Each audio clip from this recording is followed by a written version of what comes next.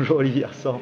Vous êtes récemment devenu PDG de la société Wateco. Vous étiez déjà PDG de Actility, deux sociétés qui ont des synergies.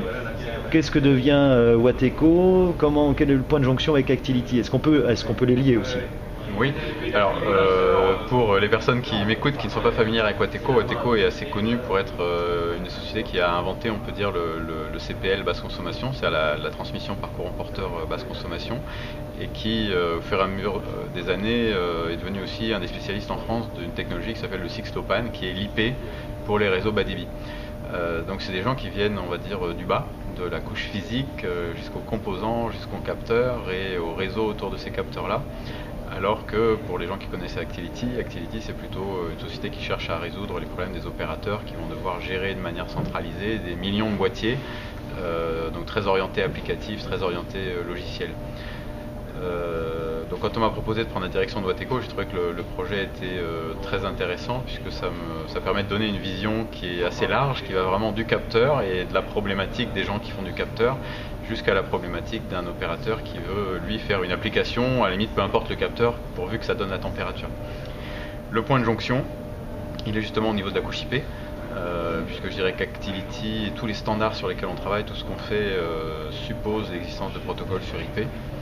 Et Wateco règle le problème inverse, c'est-à-dire partant d'un chip qui mesure une température, comment je finis par ramener cette information-là sur IP à travers Sixlopan. Donc c'est deux sociétés très dans l'air du temps, puisque l'IP sur les bus terrain, on en a parlé aujourd'hui dans cette conférence assez longuement, c'est vraiment le sujet. Je dirais pas la bombe nucléaire dans le sujet, mais c'est comme IP arrivant dans les réseaux locaux d'entreprise il y a 15 ans. C'est une vraie révolution qui arrive, donc on est en plein dans le sujet. Mais combien de temps cette révolution là? Parce que si par rapport à, on parle d'il y a 15 ans pour les entreprises, mais maintenant pour ce sujet-là. Essayez de vous rappeler il y a 15 ans quand vous aviez du token ring ou du novel netware chez vous. Aujourd'hui vous avez de l'IP, vous avez même du mal à vous souvenir d'avoir eu un jour du novel netware dans votre bâtiment. C'est arrivé quand même très très vite. Donc aujourd'hui c'est vrai que les acteurs qui sont installés disent, comme c'est toujours le cas de tous les acteurs qui sont installés, qu'il y a beaucoup d'historique, beaucoup de choses à régler, et c'est vrai, il y a certainement beaucoup de travail devant nous. Maintenant il y a des acteurs très puissants, il y a quand même une tendance de fond très puissante vers IP qui arrive, il y a des acteurs complètement nouveaux comme Google qui sont en train de débarquer avec une approche IP sur tout ce qui gravite autour de l'automatique. Parce qu'on parle de moins en moins de domotique, c'est de moins en moins ludique, c'est de plus en plus des choses dont on a besoin. On a besoin de réguler sa climatisation, on a besoin de réguler sa ventilation. Et donc des très gros acteurs qui arrivent sur une démarche IP, ça me fait penser qu'on est en train de parler de plus de 2 ans que 10 ans.